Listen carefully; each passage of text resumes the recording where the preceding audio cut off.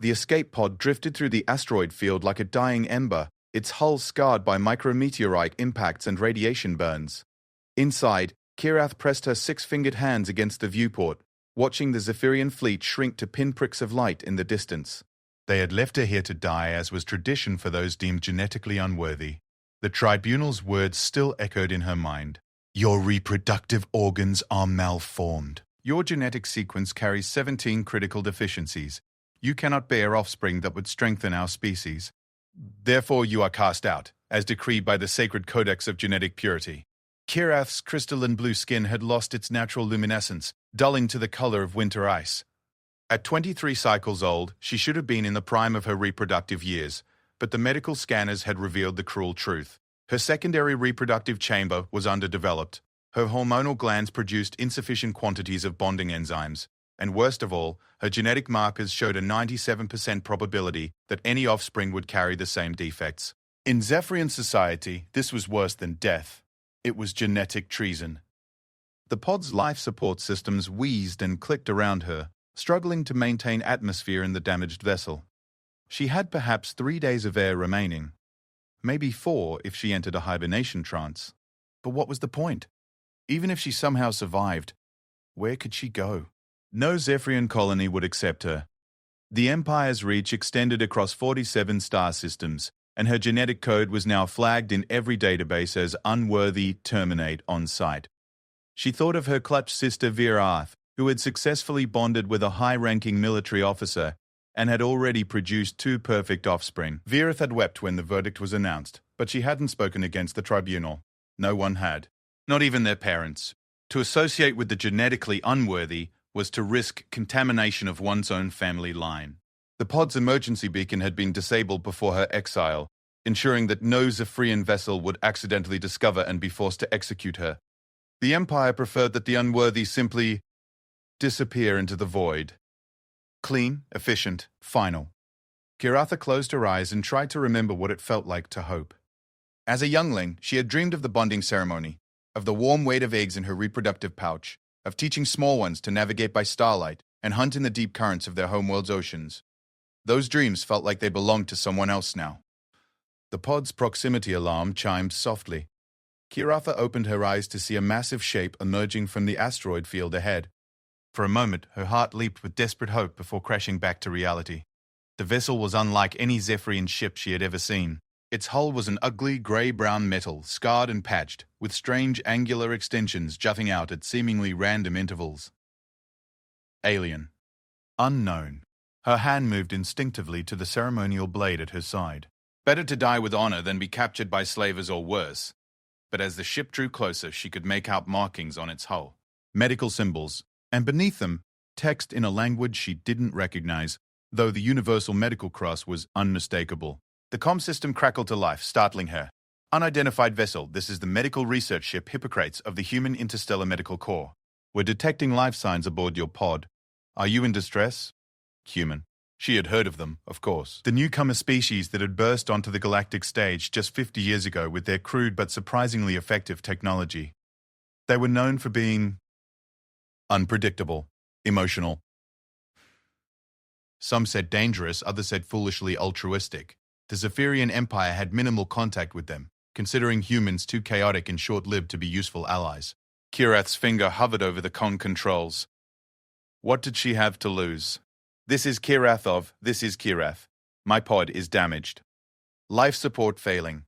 She spoke in galactic standard, hoping the humans would understand. Copy that, Kirath. We're bringing you aboard. Hang tight. The human ship moved with surprising grace for something so ungainly looking. A docking tube extended from its hull and sealed against her pod with a soft thump. Moments later, the airlock hissed open, and Kirath found herself face to face with her first human. He was shorter than she was, with pale pink skin and strange hair growing from the top of his head in sandy brown strands. His eyes were a startling blue-green color, and he wore a white coat over blue clothing. Most remarkably, he was smiling at her with what appeared to be genuine warmth. "I'm Dr. Park, Marcus Chen," he said, extending his hand in what she recognized as a human greeting gesture. "Welcome aboard the Hippocrates. Are you injured?" Kirath stared at his outstretched hand, confusion warring with ingrained caution. "You? You should scan me first. Check my genetic markers. Doctor. Chen's brow furrowed. Are you concerned about contamination? We have full biocontainment protocols if needed. No, you don't understand. Kirath's voice dropped to a whisper. I am genetically unworthy. Defective. My own people cast me out to die because I cannot reproduce properly. If you harbor me, you risk... Whoa, hold on. Dr. Chen raised both hands. Let's get you to sickbay first, make sure you're physically okay, and then we can talk about whatever's going on. The only thing I care about right now is whether you need medical attention. He turned to lead the way down the corridor, then paused when he realized she wasn't following. Kirath, right? You're safe here. I give you my word as a doctor. Something in his voice, a quality she had never heard from a Zephyrian physician, made her take that first step, then another. The human ship's corridors were cramped compared to the soaring spaces of Zephyrian architecture, but they felt strangely warm and welcoming. The walls were covered with what appeared to be artwork and photographs showing humans and various alien species working together. Dr. Chen's sickbay was a marvel of compact efficiency. Medical equipment she didn't recognize hummed quietly alongside devices that seemed familiar despite their alien design. He gestured to an examination table. Would you be comfortable if I ran some basic scans, just to make sure the pod's environmental systems didn't cause any problems? Kirath hesitated. The scans will show my genetic deficiencies. Kirath. Dr. Chen's voice was gentle but firm. I'm a doctor. My job is to heal, not to judge. Whatever your people told you about genetic deficiencies, I want you to know that every species has genetic variations. It's natural. It's normal, and it doesn't determine someone's worth as a person. The words hit her like a physical blow. Worth as a person. Not as a breeding unit or genetic contributor, but as a person. When was the last time anyone had spoken about her that way? She climbed onto the examination table, her movements stiff with a lifetime of shame. Chen activated his medical scanners, and holographic displays filled the air around them with streams of data. His eyes moved across the readouts with professional efficiency, but his expression remained neutral. Interesting physiology, he murmured, more to himself than to her. Binary heart system, crystalline bone structure, dual-chamber reproductive organs. He paused, studying one particular display more closely. What exactly did your people tell you was wrong? Kiratha recited the litany of her defects in a flat, emotionless voice. Malformed reproductive chamber. Insufficient bonding enzymes. Genetic markers predicting defective offspring. As she spoke, she watched Dr. Volve. Chen's expression shifted from curiosity to confusion to something that looked almost like anger. That's... He stopped himself, taking a deep breath. Kirath, I'm going to ask you some questions, and I want you to know that you can refuse to answer any of them. But from what I'm seeing here, I think your people may have made some serious errors. Errors. The word felt foreign on her tongue. Your reproductive system shows signs of delayed development, which isn't uncommon in many species. The enzyme levels you mentioned are within normal parameters for someone your age, and as for genetic defects, he turned to face her directly. Every living being carries genetic variations. What some call defects, we might call adaptations. Evolution in action. Kirath felt something crumbling inside her chest, like ice breaking up in a spring thaw. But the tribunal's geneticists are the finest in the empire. They cannot be wrong. Even the finest experts can be wrong, especially when they're looking at something through the lens of their own biases. Dr. Chen's voice was careful, measured. Tell me, in your society, who determines what constitutes a genetic defect? The Sacred Codex of Genetic Purity.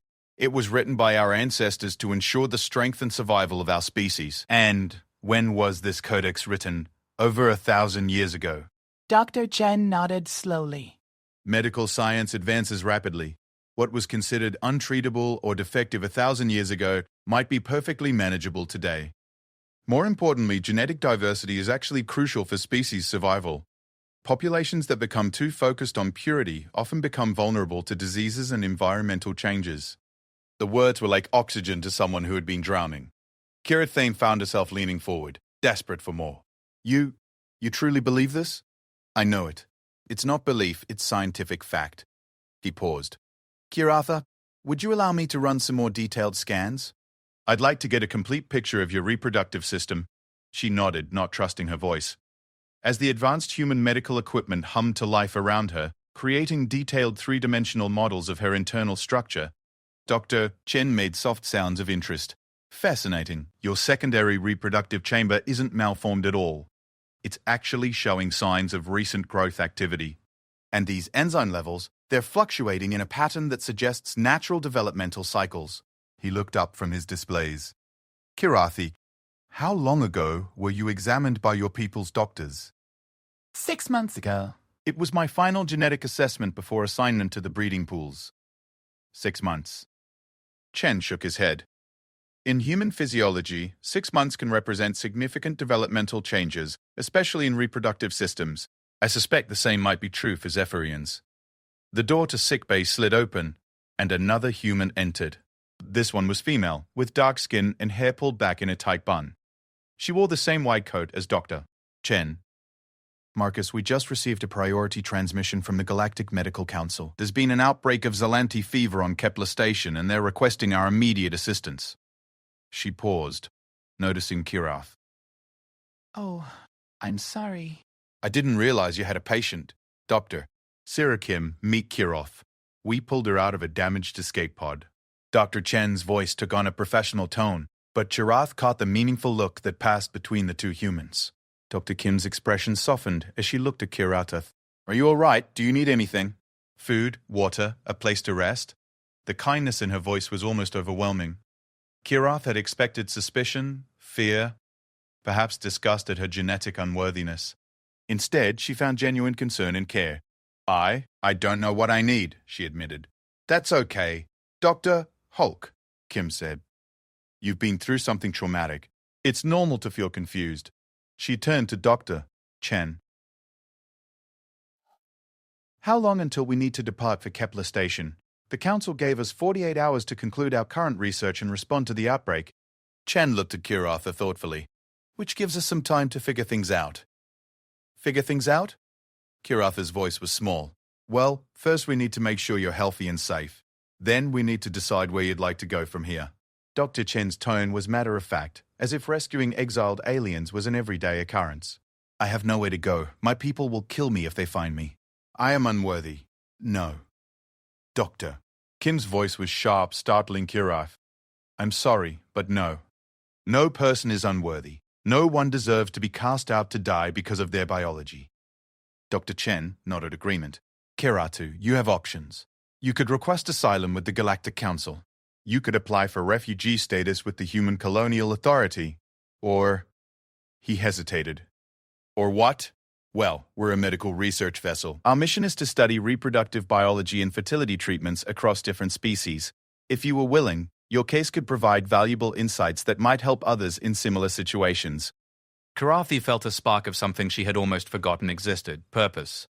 You mean my defects could help other defectives?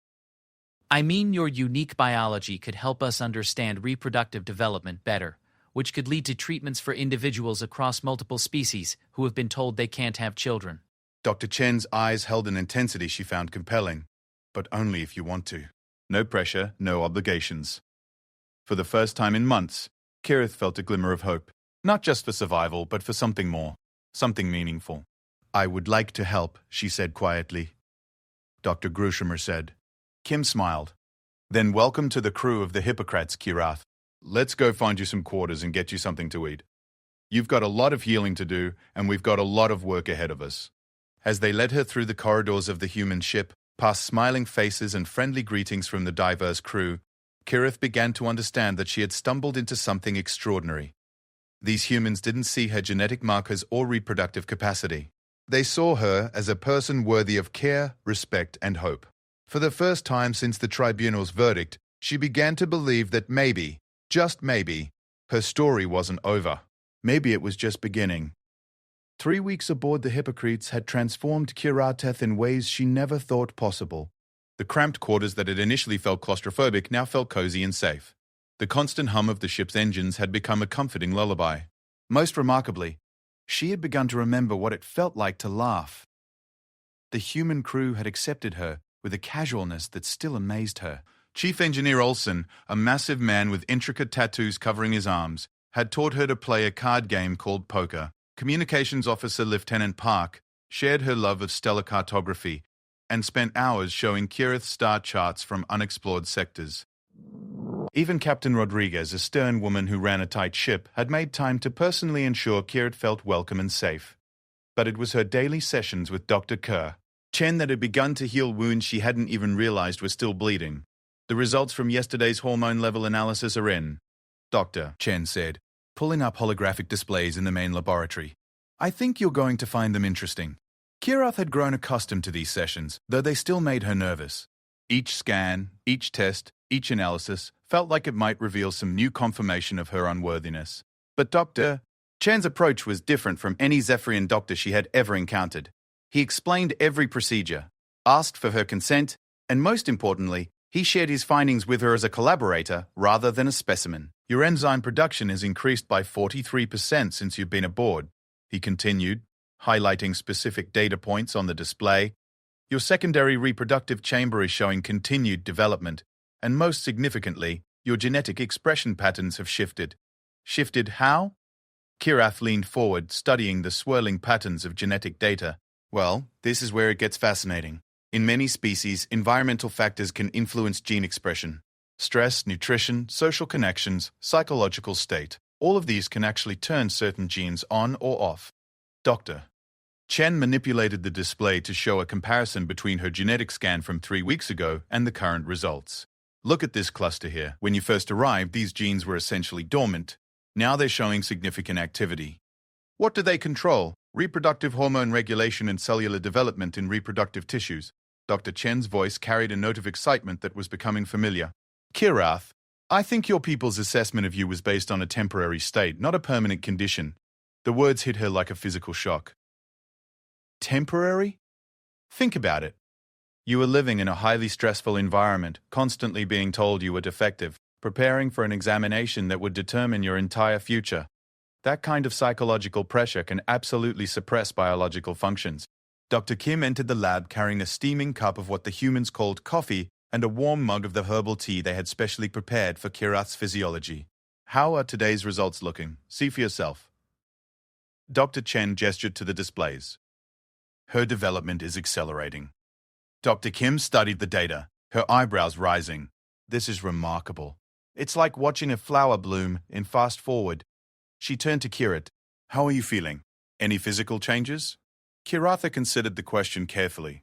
I've been having unusual dreams, and my skin has been tingling, especially around my secondary reproductive organs. Is that normal? Very normal for someone experiencing rapid hormonal changes, Dr. Kim assured her. Dreams often intensify during periods of biological development.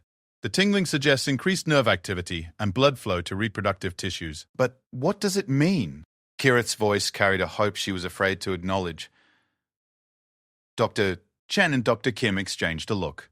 It means, Dr. Chen said carefully, that there may never have been anything wrong with you. Your biology might just operate on a different timeline than what your society considers standard. The possibility was too enormous to process. Kirath felt tears forming in her eyes, the crystalline droplets catching the laboratory's lights. But the tribunal's geneticists are experts. They've studied Zephyrian reproduction for centuries. Have they studied Zephyrians who were removed from high-stress environments and allowed to develop naturally? Dr. Tyson, Kim asked gently. Because that's what we're doing here, inadvertently. We're providing you with a safe, supportive environment free from the pressure and judgment you faced on your homeworld. Dr. Chen pulled up another set of data. I've been doing some research into Zephyrian society and medical practices. Did you know that exile for genetic unsuitability wasn't practiced until about 300 years ago? What? Kirath stared at him in shock. Before that, Zephyrians who showed delayed reproductive development were simply given more time. Some historical records suggest that many individuals who would be considered genetically unworthy by today's standards went on to have perfectly healthy offspring. But the sacred codex has been modified multiple times over the centuries, Dr. Kim interrupted. What we're looking at suggests that modern Zephyrian society has become increasingly rigid in its genetic requirements, possibly to the detriment of natural biological diversity. The implications were staggering. Kirath thought of all the individuals who had been cast out before her, left to die in the void because they failed to meet arbitrary timelines for reproductive development. How many might have been perfectly healthy if given the chance? There's something else, Dr. Chen said, his voice taking on a more serious tone. I've been analyzing your genetic markers in detail, and I've found something that contradicts everything your people told you about defective offspring. He pulled up a complex genetic model that showed her DNA in three-dimensional detail. Your genetic variations aren't defects at all, they're adaptations. Specifically, they appear to be evolutionary responses to environmental changes. I don't understand. Doctor, Kim moved to stand beside the display. Climate change, population pressure, exposure to new pathogens, all of these factors can drive evolutionary adaptations. What your society calls genetic defects might actually be your species' attempt to adapt to changing conditions. Your particular genetic profile. Dr. Chen continued, shows adaptations that would make offspring more resilient to radiation, more efficient at processing certain nutrients, and interestingly, more capable of surviving in diverse atmospheric conditions. Kirath felt the ground shifting beneath her worldview. You're saying that my genetics might actually be beneficial? More than beneficial. They might be crucial for your species' long-term survival. Dr. Chen's expression was intense. Kirath, I think your empire is making a catastrophic mistake by eliminating genetic diversity. They're essentially breeding themselves into an evolutionary dead end. The door to the lab slid open, and Captain Rodriguez entered with her usual brisk efficiency. Doctors, we'll be arriving at Kepler Station in 6 hours. Are you ready for the outbreak response? Almost, Captain. Doctor, Kim replied. We're just finishing up today's analysis. Captain Rodriguez glanced at the genetic displays surrounding Kirath. How's our guest doing? Better than anyone expected, Dr. Chen said with a smile. The captain studied the data with the eye of someone who had seen her share of medical crises. Remarkable. I don't pretend to understand all the science, but those numbers look a lot healthier than they did 3 weeks ago. They are, Kirath said, finding her voice. Captain, may I ask you something? Of course. Why did your crew help me? Why risk taking aboard someone whose own people considered her genetically dangerous? Captain Rodriguez was quiet for a moment, considering her answer. Kirath, I've been commanding vessels in deep space for 20 years. I've seen a lot of different alien cultures, and I've learned that sometimes what one society calls dangerous or defective, another might call precious and unique. She paused. But mostly, we helped you because you needed help. That's what humans do. What humans do, Dr. Kim added, is refuse to accept that anyone is beyond hope or help. Dr. Chen nodded agreement. In human medical philosophy, we have a saying, first, do no harm. But there's an unspoken corollary. Never give up on life. As Captain Rodriguez departed to prepare for their arrival at Kepler Station, Kirath found herself overwhelmed by the implications of everything she had learned. Her entire identity had been built around her genetic unworthiness, her inability to contribute to her species' future. Now these humans were telling her that not only might she be perfectly normal, but her genetics might actually represent her species' best hope for survival. What happens now? She asked quietly. Doctor, Kim sat down beside her. That depends on what you want to happen. You're welcome to stay with us as long as you like. Our research into your reproductive development is groundbreaking, and frankly, we're learning as much from you as you are from us. But, Dr. Chen added, you should know that your options extend beyond just staying on this ship. The Galactic Medical Council has been following our research with great interest. They're considering establishing a special task force to study reproductive biology across different species, with a focus on challenging traditional assumptions about genetic fitness. You mean there are others? Other exiles from other species? More than you might imagine, Dr. Carr, Kim said sadly. Genetic purity movements have emerged in several civilizations over the past few centuries. The human government has been quietly accepting refugees from these societies, offering them sanctuary and medical care. Dr. IPLITS. Chen pulled up a star chart showing several human colony worlds. There's Mu Geneva, where a community of Alterian exiles has established a thriving settlement. Meridian Station hosts refugees from the Kethvar genetic caste system, and Haven Colony has become home to individuals from dozens of species who were rejected by their birth societies. You could have a life there, Dr. Kim added. A real life, surrounded by people who understand what you've been through. The possibilities were dizzying. For so long, Kirath had seen her future as a brief, meaningless existence before inevitable death. Now these humans were offering her choices, opportunities, hope. But there's another option, Dr. Bland, Chen said, his voice carrying a note of excitement that immediately caught her attention. What kind of option? Well, our research suggests that your reproductive development is progressing normally, just on a different timeline than your society expected. If that continues... He paused, looking at Dr. Kim for support.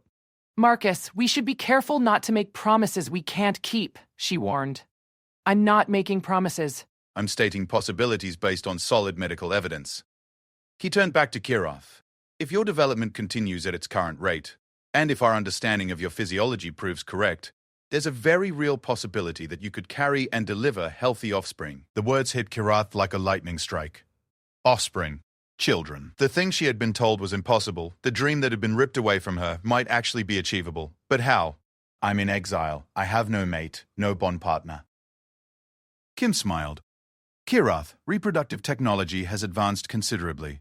Artificial reproductive assistance, genetic counseling, even interspecies adoption programs. There are many paths to parenthood that don't require traditional mating bonds. Plus, Dr. Chen added with a grin, you're about to become famous in reproductive biology circles. I suspect you'll have plenty of opportunities to meet compatible partners if that's what you want. The thought was almost too overwhelming to contemplate.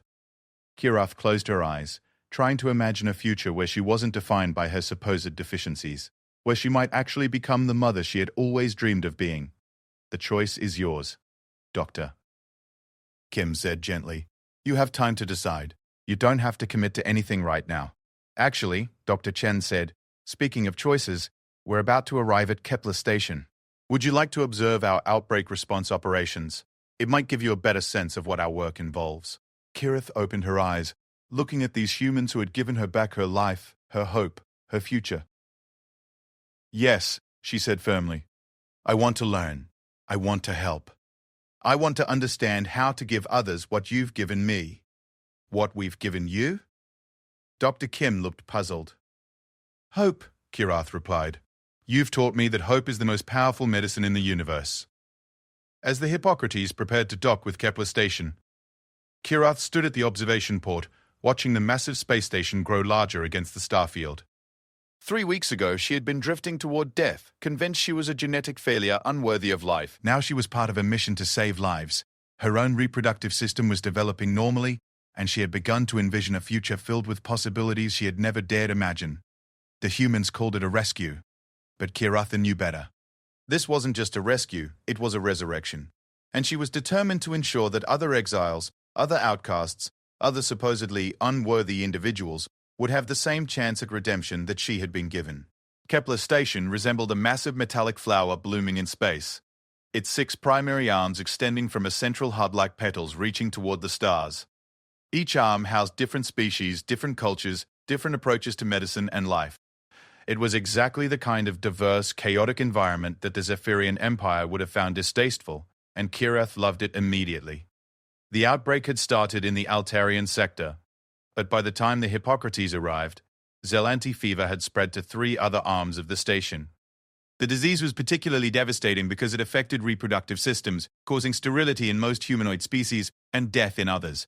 For someone like Kirath, who had spent her entire life being told her reproduction was defective, witnessing the medical team's desperate fight to preserve fertility felt deeply personal. The fever attacks hormone-producing glands first, Dr. Chen explained, as they suited up in the decontamination chamber. In many species, it renders them permanently sterile within 48 hours of infection. That's why time is so critical.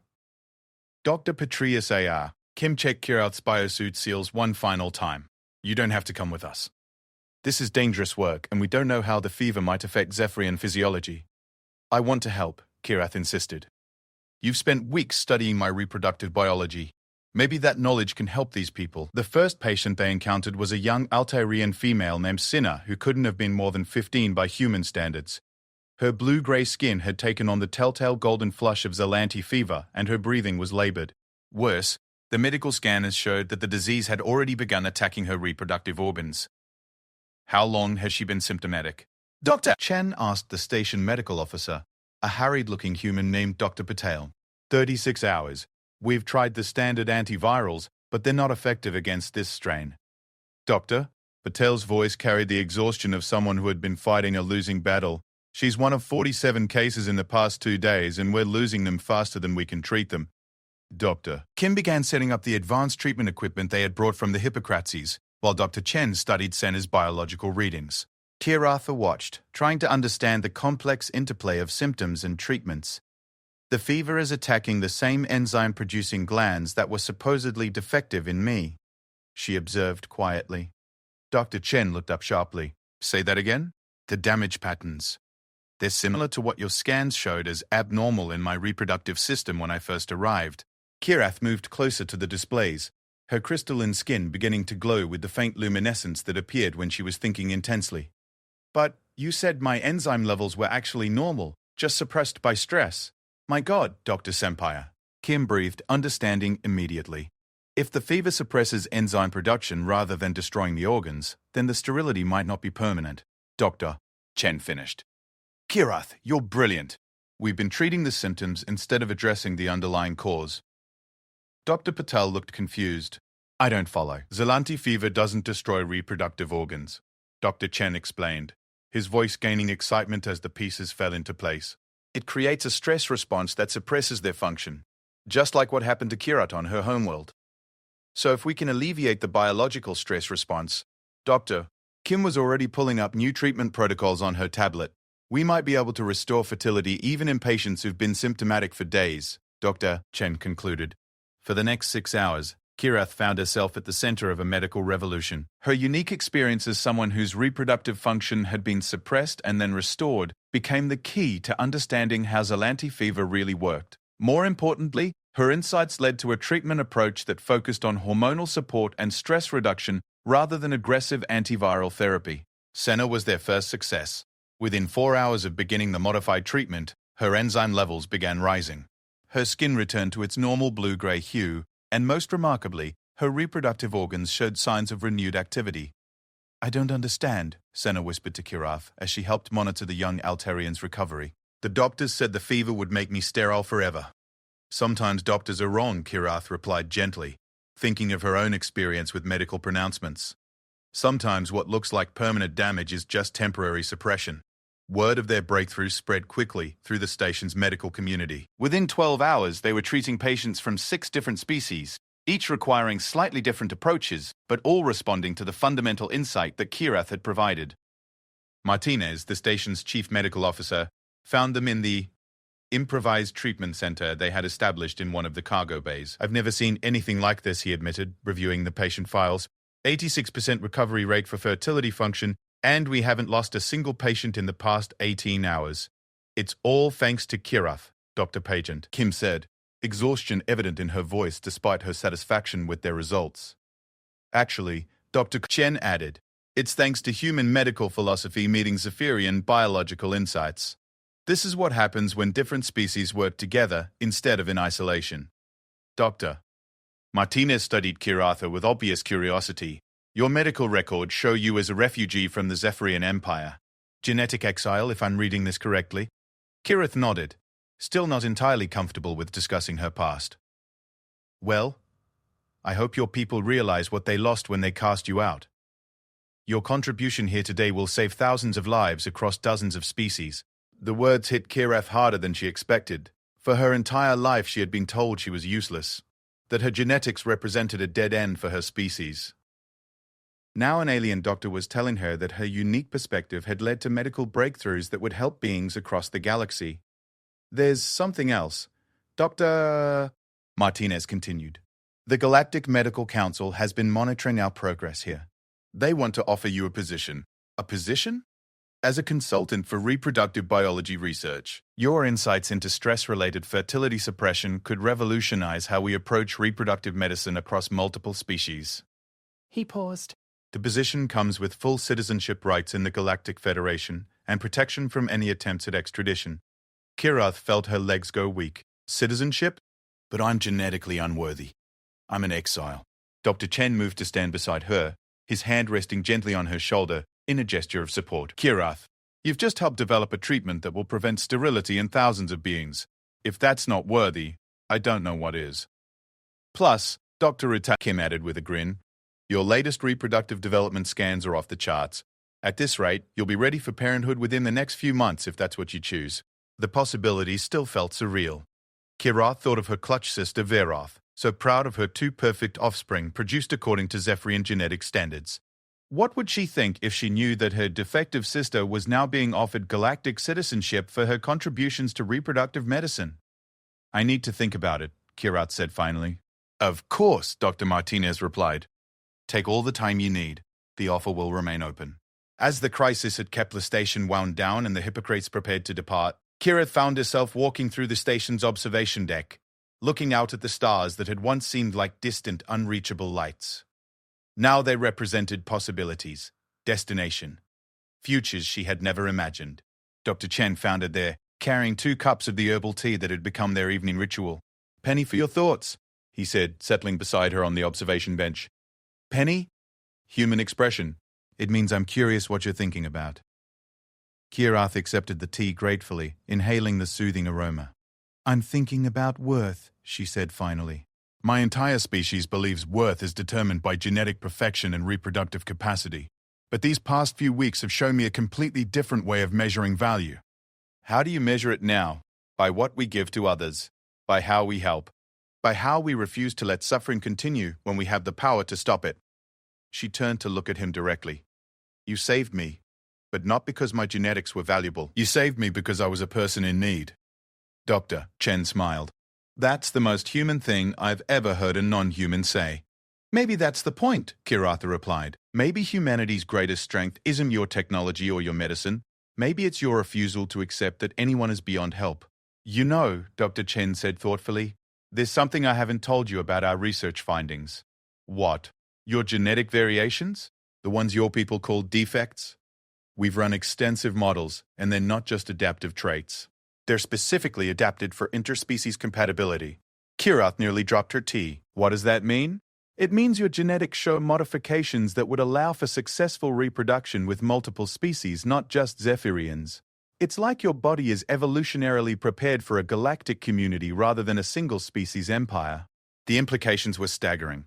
"You're saying I was essentially evolved for the kind of diverse society we see here on Kepler Station?" "Exactly. Your people saw your genetics as a weakness because they were measuring them against a narrow, species-specific ideal. But in a broader galactic context, you represent something incredible, a biological bridge between species." Kirith set down her tea with trembling hands. "But that would mean that your exile wasn't a punishment for being defective. It was your people unconsciously rejecting their own evolutionary future." Dr. Chen's voice carried a note of sadness. "They cast out what might have been their best hope for adapting to a galactic community." "Will you help me write a message?" Kirath asked suddenly. "To whom?" "To the Zephyrian Medical Council. To my family. To anyone in the Empire who will listen." Her voice grew stronger as she spoke. "If there are others like me out there, others who've been told they're genetically unworthy, they need to know that there's another way." Dr. Chen studied her face, seeing the determination growing there. "You want to challenge an empire's entire medical philosophy?" "I want to save the exiles who are drifting in escape pods right now, convinced they're worthless." Kirath stood, her crystalline skin beginning to glow with newfound purpose. "I want to show them what I've learned, that being different isn't the same as being defective. It won't be easy," Dr. Chen warned. "Challenging a 1,000-year-old religious text tends to make powerful people angry." Kirath smiled, and for the first time since her exile, it was a smile without shadow, without shame, without apology. "Then it's a good thing I've learned from the best teachers in the galaxy how to be stubborn." As they walked back through the corridors of Kepler Station, past the patients they had helped save, past the diverse crew members working together despite their differences, Kiratha felt a new understanding settling into her bones. She had spent her life believing she was broken, only to discover that she was actually evolved for exactly this moment, this place, this purpose. The humans hadn't just saved her life. They had shown her who she was meant to be. Not a failed Zephyrian, but a bridge between worlds, a healer of both bodies and spirits, a living proof that diversity was strength rather than weakness. Now it was time to help others discover the same truth. The communication array aboard the Hippocrates hummed with barely contained energy as Kiratha composed the most important message of her life.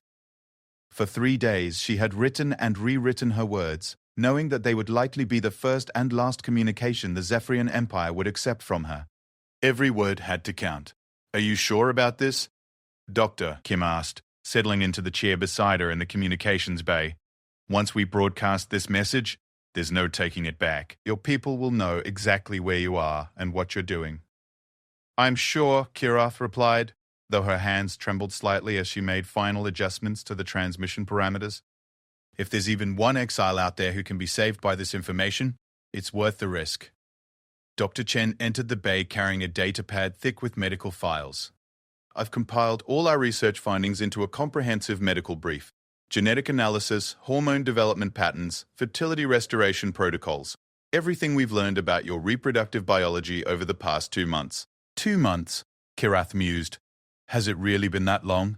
2 months and 3 days since we pulled you out of that escape pod, Dr. Holpoblerson, Kim confirmed. Your latest scans show you're now within normal reproductive parameters for a healthy Zephyrian female.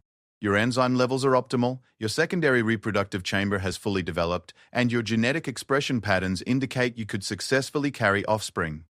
The words still felt surreal. Kirath touched her abdomen unconsciously, imagining the possibility that had been stolen from her and then returned by human compassion and medical science. There's something else, Dr. Chen added, his voice carrying the excitement that always accompanied his research breakthroughs. We've been in communication with Dr. Bevry, Yavolth at the University of New Geneva.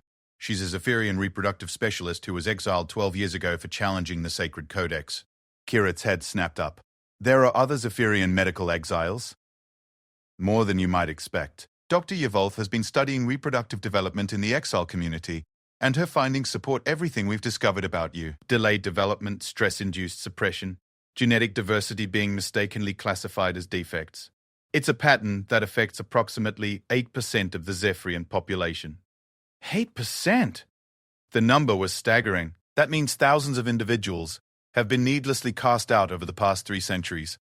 Dr. Kim finished grimly. Dr. Rivalth estimates that the Empire has exiled nearly 30,000 potentially healthy individuals during that time. The weight of that number settled on Kirath's shoulders like a lead cloak. 30,000 lives destroyed by ignorance and rigid adherence to outdated medical doctrine. 30,000 individuals who might have lived, loved, reproduced, contributed to their society if they had simply been given time and proper care. That's exactly why this message is so important, Dr. Cascio, Chen said, noting her expression. Doctor, Yavolth is prepared to submit a joint paper with our research to the Galactic Medical Journal. If we can get even a small number of Zephyrian doctors to question the current system, we might save lives. Kirath finished. She turned back to her message, reading through it one final time. To the Medical Council of the Zephyrian Empire, to my family, and to any who may listen. I am Kirath, daughter of Morth and Kelt, of the Crystalline Reef Sept. 2 months ago, I was judged genetically unworthy and cast into exile to die for my reproductive deficiencies. I should be dead now, my defective genes removed from our species' future. Instead, I write to you from the medical research vessel Hippocrates, where human doctors have not only restored my health, but proven that everything you believe about genetic unworthiness is wrong. I am not broken. I was never broken. I was simply developing on a different timeline than your rigid standards allowed. In the past 2 months, under conditions of safety and support, my reproductive system has developed normally. I am now medically cleared for reproduction and have been offered a position with the Galactic Medical Council for my contributions to reproductive biology research. But this message is not about my vindication. It is about the thousands of others who have suffered needless exile because our empire has forgotten that genetic diversity is strength, not weakness. It is about the 30,000 souls who have been cast into the void over the past 3 centuries because our medical doctrine has become dogma rather than science. I have learned from human doctors that biological development cannot be rushed or forced into arbitrary timelines. I have seen how stress and psychological pressure can suppress natural biological functions. I have witnessed treatments that restore fertility even when it has been damaged by disease. Most importantly, I have discovered that genetic variations you call defects are often evolutionary adaptations that could be crucial for our species' long-term survival. The humans have a saying, first, do no harm. Our empire has forgotten this wisdom. We harm ourselves every time we exile an individual whose only crime is developing differently. We harm our genetic diversity every time we declare certain traits unworthy. We harm our future every time we prioritize genetic purity over genetic health. I do not ask you to take my word alone. I have attached comprehensive medical data compiled by Dr. Farb, Marcus Chen and Dr. Sarah Kim of the Human Interstellar Medical Corps, as well as supporting research from Dr. Brian Yavolth of New Geneva University. Study the evidence. Question your assumptions. Remember that science must evolve as our understanding grows. But mostly, I ask you to remember compassion. Remember that every exile is someone's child, someone's beloved, someone with dreams and hopes and the potential to contribute to our society. Remember that genetic perfection is not the same as genetic health, and that diversity is what allows species to survive and thrive in changing environments. If you cannot accept the science, if you cannot accept the medical evidence, then at least acknowledge this. I am alive, I am healthy, and I am helping to save lives across multiple species. Because humans saw worth in what you discarded. How many others like me drift in the void right now, convinced they are worthless? How many brilliant minds, caring hearts, and unique perspectives have we lost to our obsession with genetic purity? I close with a promise and a warning. I will spend the rest of my life ensuring that no exile dies alone and hopeless in the darkness. I will work with human doctors and Galactic Medical Council to establish rescue protocols for those you cast out. I will prove that what you call defective is often simply different. And someday, when our empire realizes the catastrophic mistake it has made, I hope there will still be enough genetic diversity left to rebuild what we have destroyed. To my fellow exiles who may receive this transmission, you are not broken. You are not worthless. You are not alone. Find your way to human space, to the refugee colonies, to the medical stations where doctors still remember that every life has value. Your true family is waiting for you. To my birth family, I forgive you for your silence at my trial. I understand the fear that kept you from speaking, but I hope someday you will find the courage to speak for others who face what I faced. To the Medical Council, the evidence is before you, the choice is yours. But know that history will judge how you respond to this moment. I remain with hope for our species' future. Kirath of the Stars. It's perfect, Dr. Kim said softly, reading over Kirath's shoulder. It's brave, Dr. Chen added. And it's exactly what the galaxy needs to hear. Captain Rodriguez's voice crackled over the intercom. Kirath, we're in position. The communication array is locked onto Zephyrian space. Are you ready to transmit? Kirath's finger hovered over the transmission control. Once she pressed it, there would be no going back. The Zephyrian Empire would know she was alive, know where she was, know what she was doing. They might send ships to reclaim her for execution. They might declare her a traitor and enemy of the state. They might simply ignore her message entirely. But they might also listen. Some doctor, some parent, some young Zephyrian facing exile might hear her words and question the system that had condemned so many.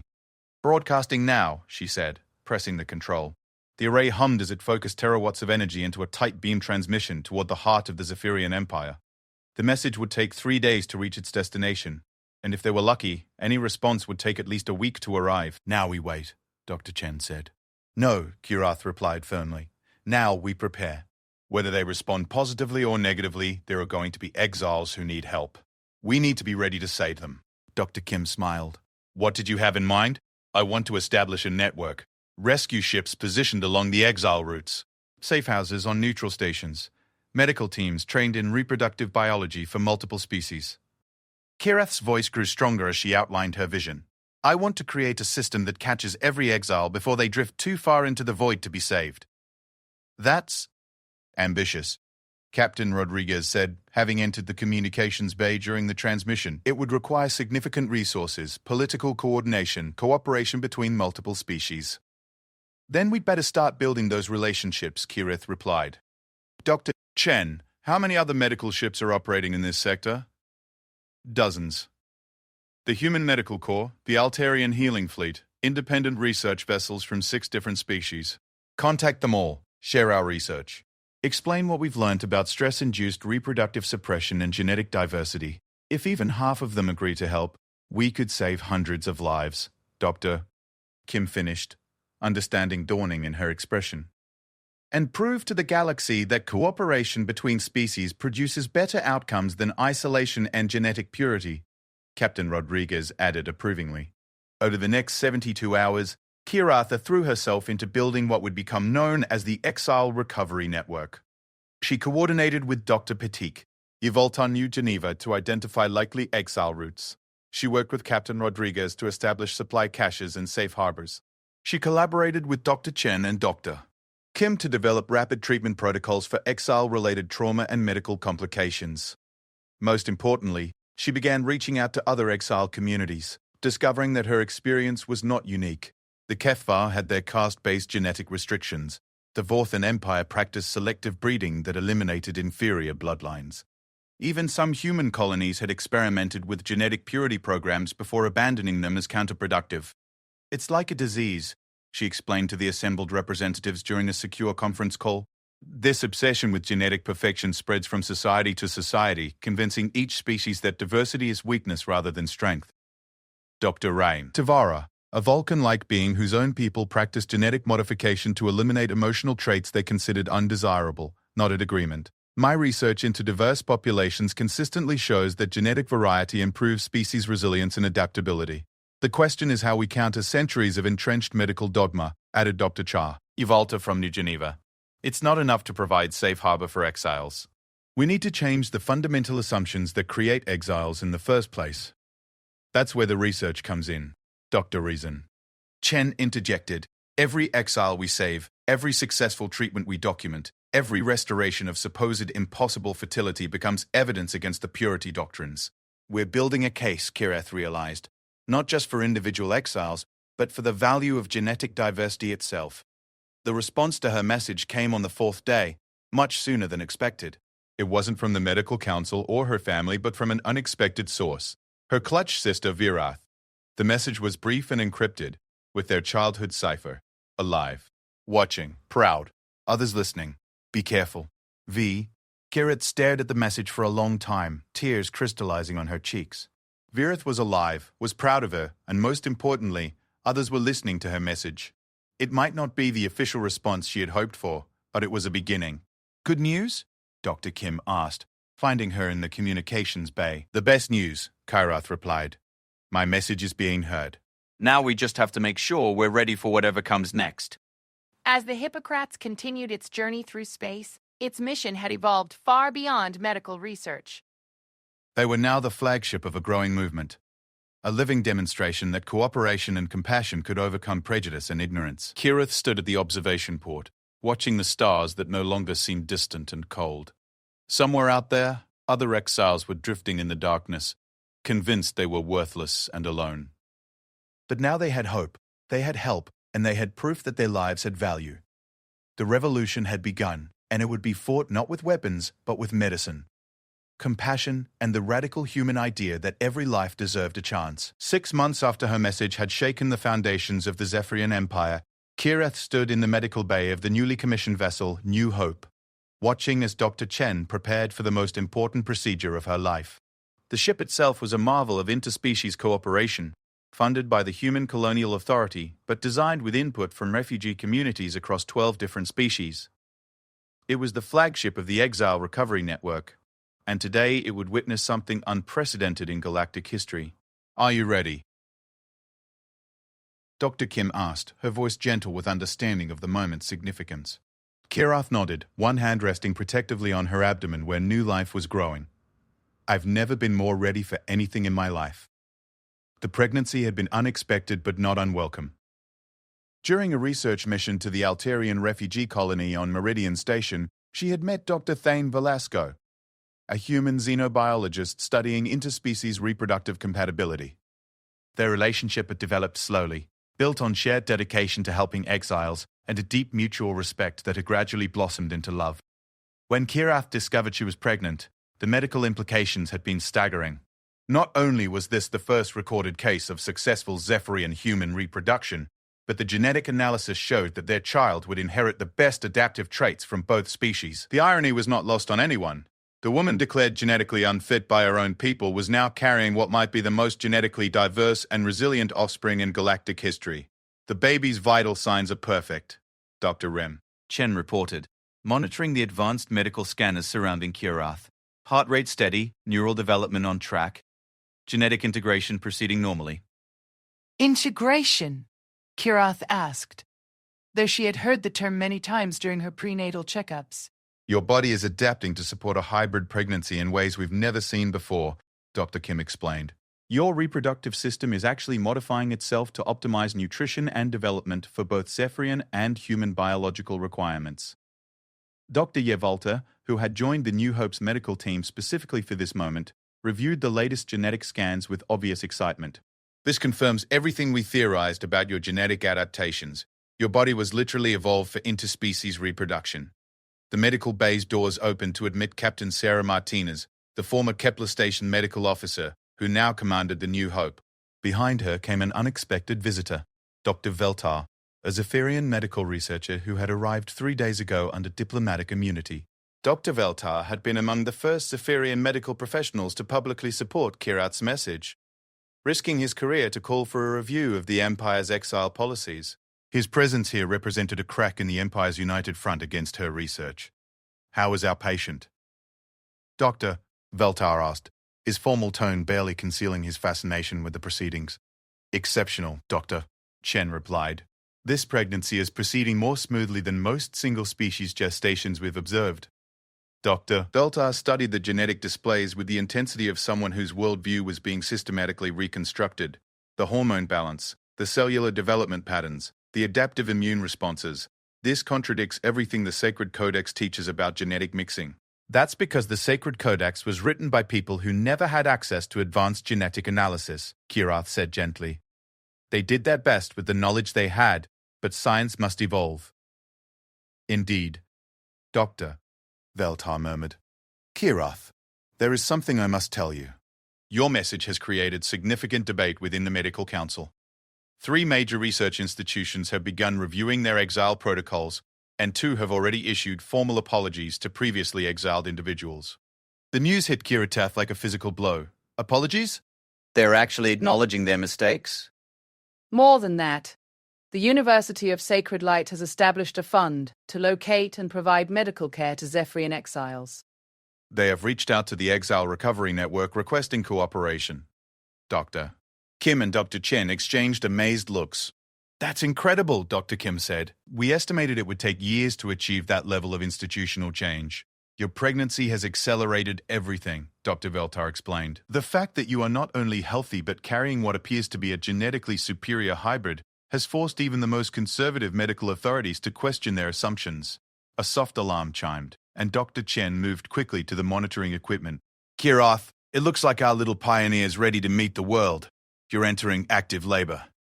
The next 4 hours were a blur of medical activity, pain, support, and overwhelming joy. Kirath had read about human birthing practices and had been amazed by their approach to labor as a natural process rather than the heavily medicated, controlled procedure preferred by Zephyrian medicine. Dr. Chen and Dr. Kim had developed a hybrid approach that honored both traditions while prioritizing the health of mother and child.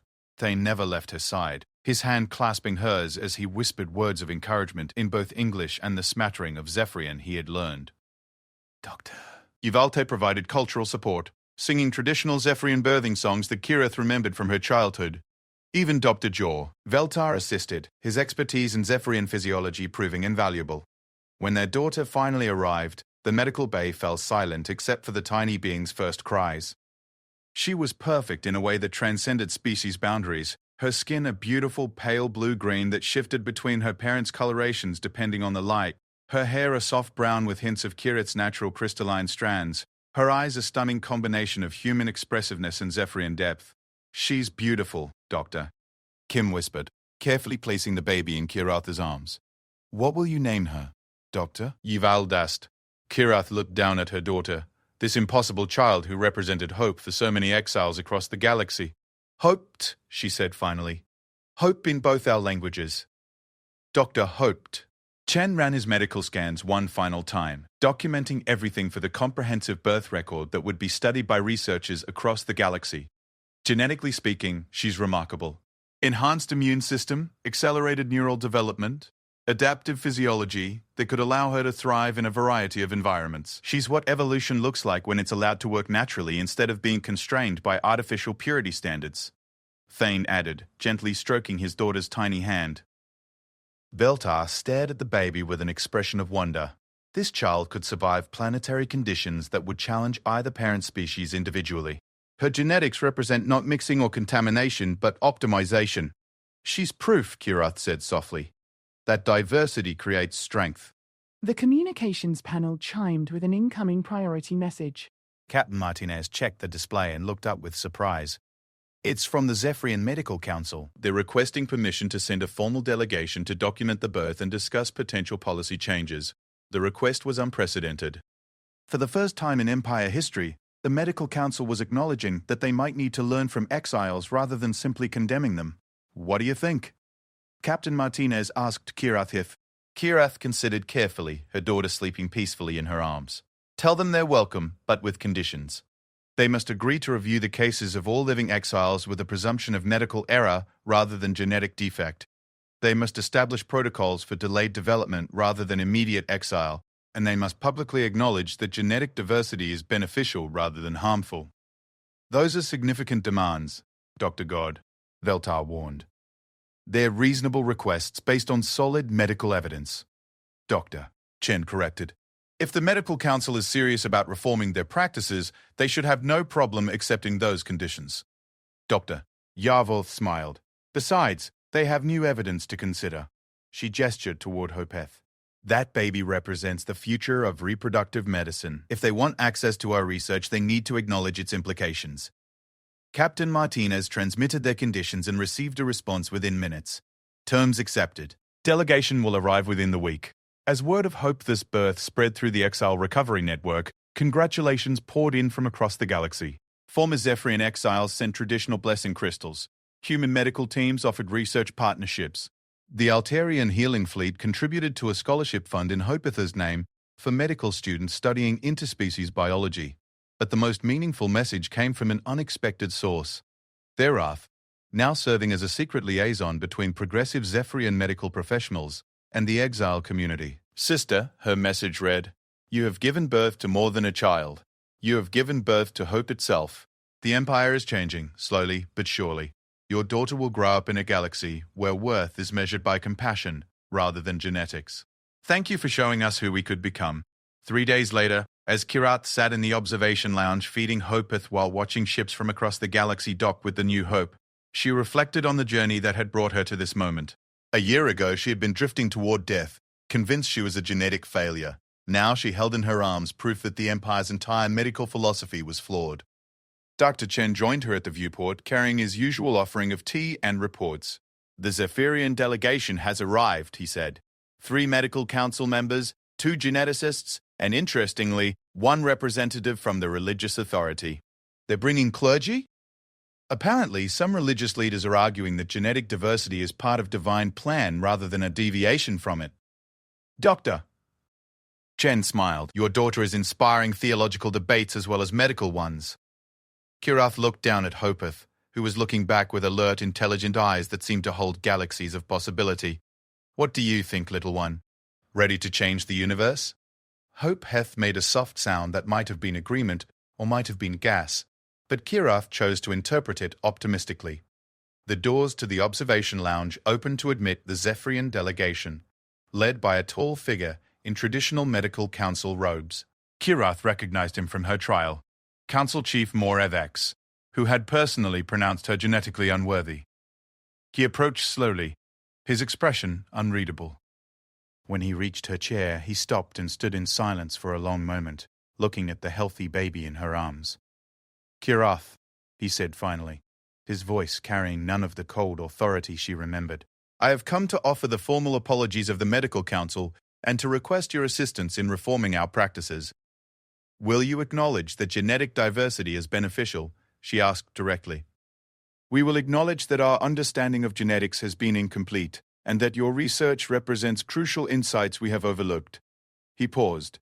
Your daughter is extraordinary. Her genetic profile shows adaptations that could benefit both our species immeasurably. She's not extraordinary because of her genetics, Kirath replied firmly. She's extraordinary because she's loved, wanted, and valued for who she is, not what her DNA contains. Morvex nodded slowly. Perhaps that is the most important lesson you have taught us.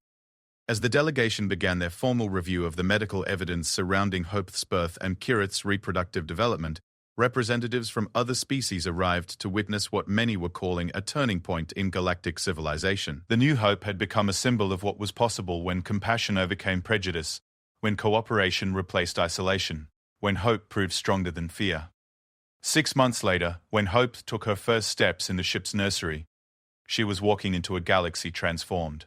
The Zephyrian Empire had officially abolished genetic exile, establishing instead a comprehensive support system for individuals with delayed development. 5 other major civilizations had followed suit. abandoning their own genetic purity programs in favor of medical approaches focused on support and treatment rather than condemnation. The Exile Recovery Network had evolved into the Galactic Reproductive Health Initiative, providing medical care and research support to dozens of species. Chen and Dr. Kim had been awarded the Federation Medal for Medical Achievement.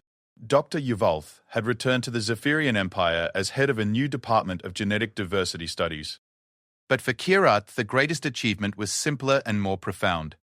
Watching her daughter grow up in a universe where being different was celebrated rather than condemned, where every life was valued, where hope had become policy rather than just a dream. As she tucked Hopeth into her crib that night, singing the same lullabies her own mother had sung to her, Kirith realized that her journey from exile to mother had become something larger than personal redemption. It had become proof that the most powerful force in the universe wasn't genetic perf.